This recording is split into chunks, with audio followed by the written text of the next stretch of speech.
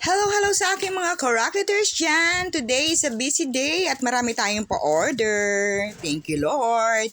So ngayon ito, inuna ko muna itong mga kakanin sa bilao. Piniprepare ko muna. Inuna ko itong ube langka puto na ating bestseller.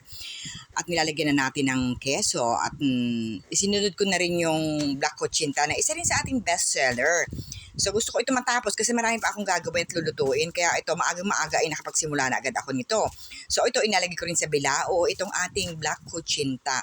Bali 2 bilaong cochinta ito kasi bukod dun sa pa-order kong una, may nagpasunod pa ng order si Ma'am Adelaida Liabe dahil birthday din daw ng tatay niya. So umorder din siya nito. At ito namang iba, the rest ay kay Mr. John Ree Makapugay dahil birthday naman daw ng nanay niya, may pa-surprise siya. So ito, pagkatapos ng ko yung aking mga kakanin, maibilao ko, ay lulutuin naman natin ang ating spaghetti. So inuna ko itong mga slice na hotdog, pinirito ko. At sa same pan po, pagka-ohon ko nung inrelease ko rin yung oil. At inlagay ko itong 1 kilo ng beef giniling. Dati kasi pork giniling ang ginagamit ko pating spaghetti ako. Ay sobrang mahal naman ng pork, di bakit hindi naman tayo mag-beef na lang? O, di ba? So, kung tatanungin niyo kung bakit inuna ko yung karne kaysa dun sa sibuyas at bawang, kasi po ay ayoko lang maglagay ng maraming oil. So, gusto kong palabasin muna yung oil ng beef and then saka ko ilalagay at igigisa yung sibuyas at bawang. So, nilagyan ko ng beef cubes, 2 at tinimplahan na po natin at magic na natin yan. So, ayan kita naman ninyo, ang daming oil, diba? Hindi ko na aalisin yung oil niyan. At naglalagay rin po ako ng liver spread. Hindi po ito Rino, ito nabili ko rin sa Dali at medyo mas mababa po ang presyo niya. At yung Rino ay pamparinamdam din. So, naglagay ako ng 1.5 pouch ng tomato, yung spaghetti sauce. O, ayan, medyo mapula yung isa. So, hindi ako naglalagay ng ketchup kasi kaya makikita nyo mapuputla ang aking mga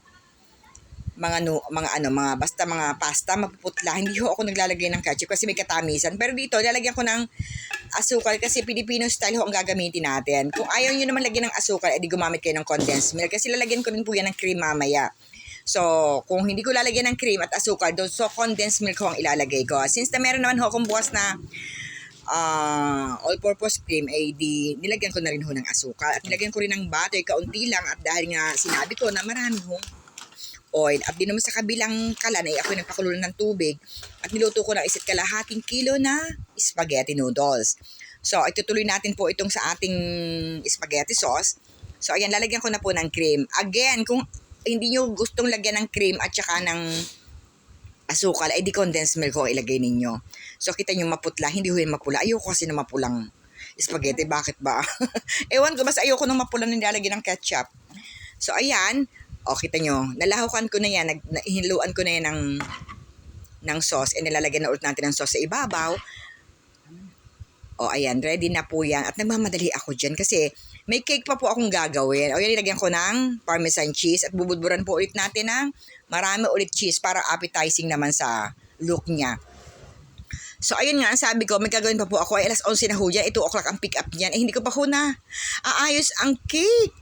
Dahil ba naman hanggang sa oras na yan, hindi ko pa alam kung ano i-design ko sa aking cake. Kasi sabi nung nag-order ni John Ree, shoutout kay John Ree Makapugay, para ito kay Sally sa kanyang nanay. O, ayan, kita ninyo. Ayan na yung aking spaghetti.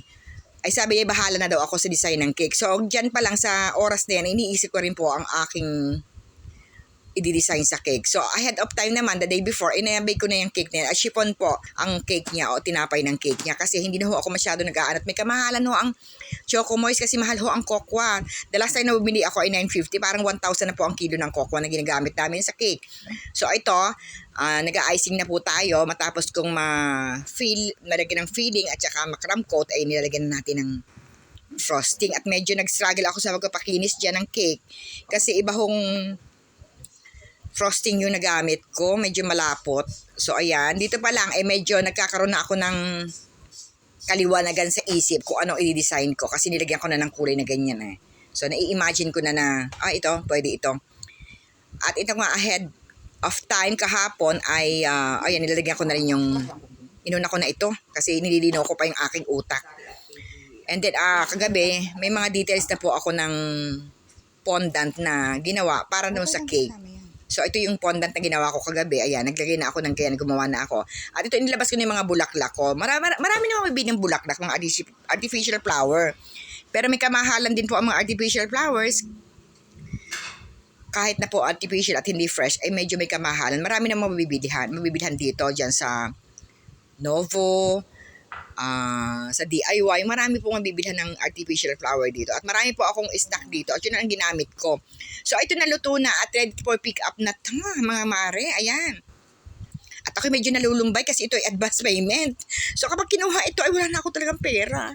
Nagastos ko ng lahat. Oo. So, shout out sa mga umorder nito kay Mr. John Rie, Makapugay, at kay Ma'am Daida, Liabe Quiñones. Yan po ang mga umorder ng ating mga kakanin at cake ngayong araw na to. Yun lang. Salamat ng marami sa panonood. Babush!